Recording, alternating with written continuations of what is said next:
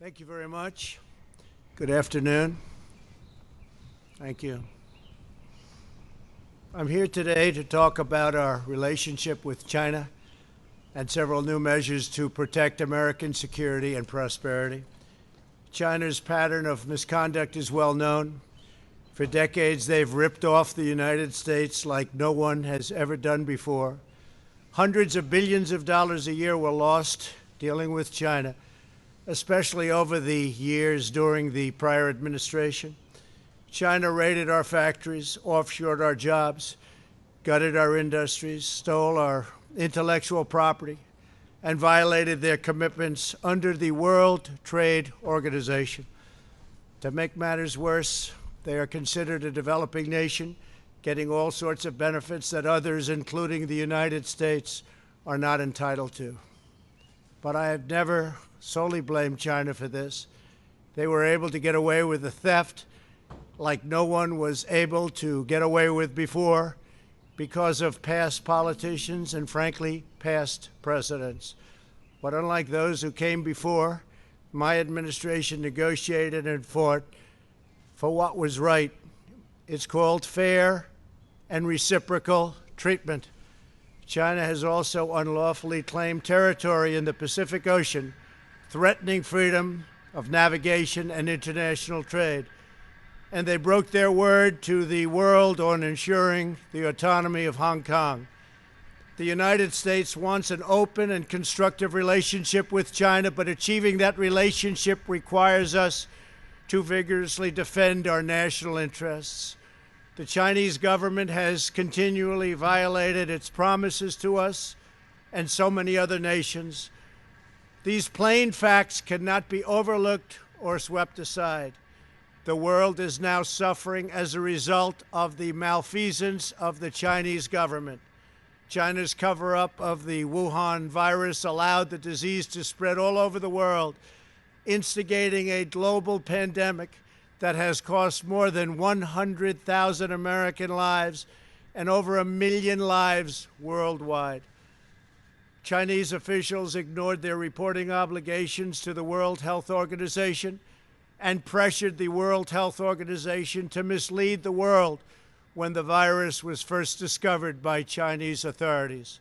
Countless lives have been taken and profound economic hardship has been inflicted all around the globe. They strongly recommended against me doing the early ban from China, but I did it anyway and was proven to be 100% correct. China has total control over the World Health Organization, despite only paying $40 million per year compared to what the United States has been paying, which is approximately $450 million a year. We have detailed the reforms that it must make and engage with them directly, but they have refused to act. Because they have failed to make the requested and greatly needed reforms, we will be today terminating our relationship with the World Health Organization and redirecting those funds to other worldwide and deserving urgent global public health needs. The world needs answers from China on the virus. We must have transparency. Why is it that China shut off infected people from Wuhan to all other parts of China? It went nowhere else. It didn't go to Beijing. It went nowhere else. But they allowed them to freely travel throughout the world, including Europe and the United States. The death and destruction caused by this is incalculable. We must have answers, not only for us, but for the rest of the world.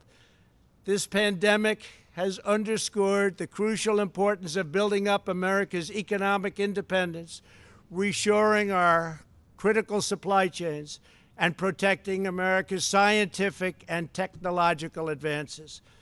For years, the government of China has conducted illicit espionage to steal our industrial secrets, of which there are many. Today, I will issue a proclamation to better secure our nation's vital university research and to suspend the entry of certain foreign nationals from China who we have identified as potential security risks. I am also taking action to protect the integrity of America's financial system, by far the best in the world. I am instructing my presidential working group on financial markets to study the differing practices of Chinese companies listed on the U.S. financial markets with the goal of protecting American investors. Investment firms should not be subjecting their clients to the hidden and undue risks associated with financing Chinese companies that do not play by the same rules. Americans are entitled to fairness and transparency. Several of the most significant actions we're taking pertain to deeply troubling situations unfolding in Hong Kong. This week, China unilaterally imposed control over Hong Kong's security. This was a plain violation of Beijing's treaty obligations with the United Kingdom in the Declaration of 1984 and explicit provisions of Hong Kong's Basic Law. It has 27 years to go. The Chinese government's move against Hong Kong is the latest in a series of measures that are diminishing the city's long-standing and very proud status. This is a tragedy for the people of Hong Kong, the people of China, and indeed the people of the world. China claims it is protecting national security. But the truth is that Hong Kong was secure and prosperous as a free society. Beijing's decision reverses all of that. It extends the reach of China's invasive state security apparatus into what was formerly a bastion of liberty. China's latest incursion, along with other recent developments that degraded the territory's freedoms, makes clear that Hong Kong is no longer sufficiently autonomous to warrant the special treatment that we have afforded the territory since the handover. China has replaced its promised formula of one country, two systems with one country, one system. Therefore, I am directing my administration to begin the process of eliminating policy exemptions that give Hong Kong different and special treatment. My announcement today will affect the full range of agreements we have with Hong Kong, from our extradition treaty to our export controls on dual-use technologies and more, with few exceptions. We will be revising the State Department's travel advisory for Hong Kong to reflect the increased danger of surveillance and punishment by the Chinese state security apparatus. We will take action to revoke Hong Kong's preferential treatment as a separate customs and travel territory from the rest of China.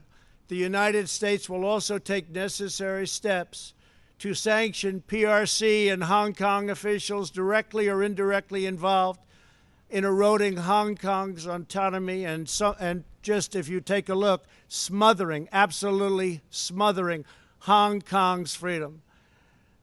Our actions will be strong. Our actions will be meaningful.